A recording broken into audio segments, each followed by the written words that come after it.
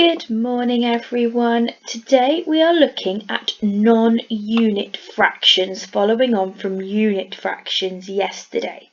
So to get our brains warmed up before we start, we've got our usual anchor challenges. So you can pause the video if that's what you've been doing, work them out and then come back to see if you've got them right. Number 1. Eva gives a third of her money away. How much money does she give away?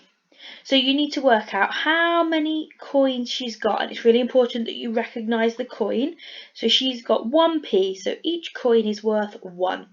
And she's got 1, 2, 3, 4, 5, 6, 7, 8, 9. What I would do is draw 3 groups, because I know that when I'm looking for a third, things need to be split into 3. Share my 9 coins between the 3 groups, and in each group there would be 3. So there's my 3 groups, and there are 3 coins in each. What fraction of the triangle is shaded? So you need to work out your denominator, and the way to do that is look at how many parts there are. So you've got 1, 2, 3, 4. So you've got 4 parts, which makes our denominator, and 1 part shaded means there is 1/4. Question 3. How have the shapes been sorted? So you need to look at the shapes and see what is similar about the shapes in each group, and then what is different between the 2 groups. So I know that in this group here, they are all triangles, so they are all 3-sided shapes with 3 vertices.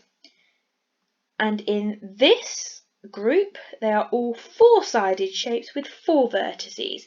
So that is how they have been sorted into 3-sided shapes and 4-sided shapes.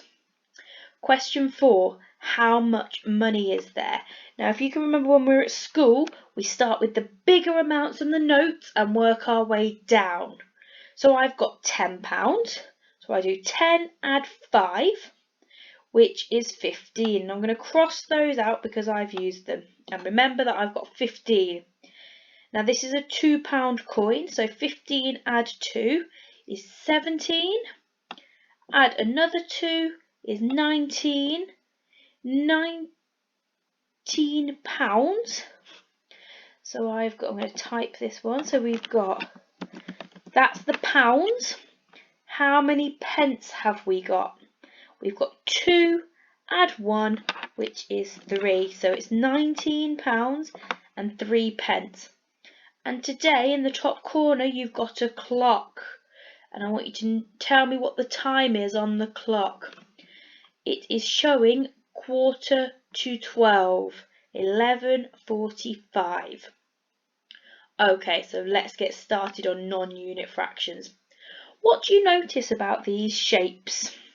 What can you notice about them? Okay, so they are split into equal parts. And they are all the same. All these parts in this shape are the same size. These are the same size, and so on. And they've all got more than 1 part shaded, haven't they? More than 1 part shaded. So a non-unit fraction is when the numerator is bigger than 1. Okay, so a unit fraction has 1 as the numerator, and a non-unit fraction, because we know that non means not, it has not got 1 as its numerator. So which fraction of each square has been shaded? So let's do them in turn, okay? And I will fill in the box. So the first thing we need to do is work out our denominator. So to do that, we count how many parts. So we've got 1, 2, 3, 4. So I know that my denominator is 4. And how many parts shaded? Remembering that the shaded parts are always the coloured parts, not the white parts. So I've got 1, 2, 3. So for the first square, we've got 3/4. Let's look at the middle square. How many parts have I got? I've got 1, 2, 3, 4. So my denominator can stay the same. And how many parts are shaded for my numerator? It's 1, 2 blue parts. So I'll just pop a number 2 in there because this square is showing 2/4 shaded. And then this square, again, is in 4 equal parts. It's still a square, it's just split up in different ways. So it's got my 4 equal parts for my denominator, but it's also got 4 parts shaded. So it is 4 parts out of 4 are shaded. So a non-unit fraction is a fraction with a numerator greater than 1. Greater meaning bigger, okay? Can you sort these into unit and non-unit fractions? So what I'll do is I'll give the unit fractions a cross and the non-unit fractions a tick, okay? So 3/4. 3/4 is a non-unit fraction, so I'm going to give that a tick. Because 3 is bigger than 1. Is 6 bigger than 1? It definitely is, so that is also a non-unit fraction. Let's also do this other written one. 1/4. That's a unit fraction because it's got a 1.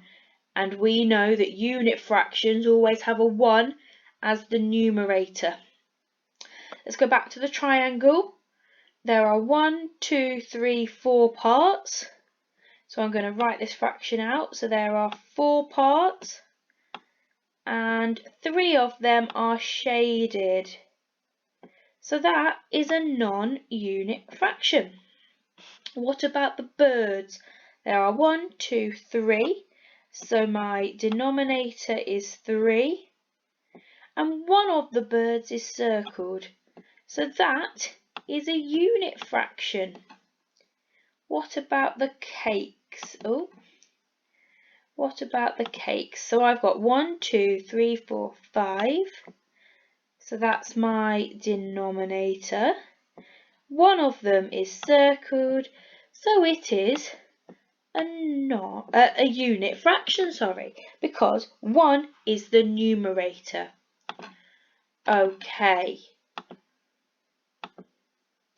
So your questions for today are as follows. So, bronze, you need to shade the parts to represent each fraction. So if it's 3/4, you need to shade in 3 parts, okay?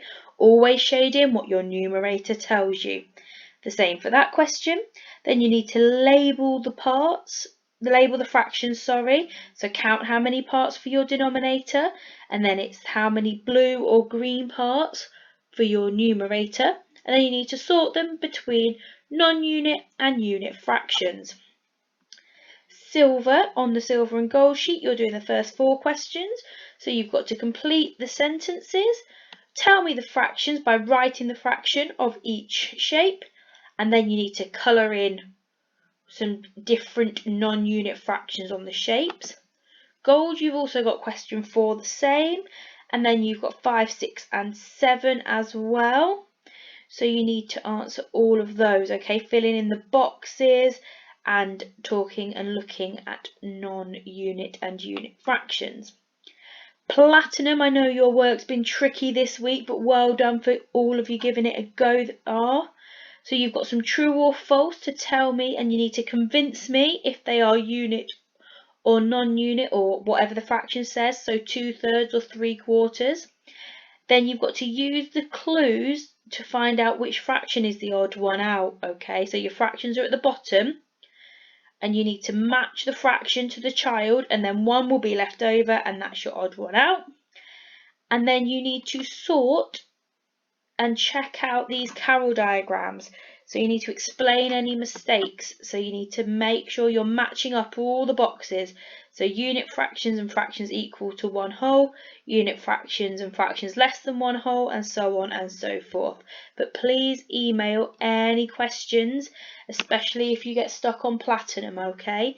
And I will see you soon for another maths lesson.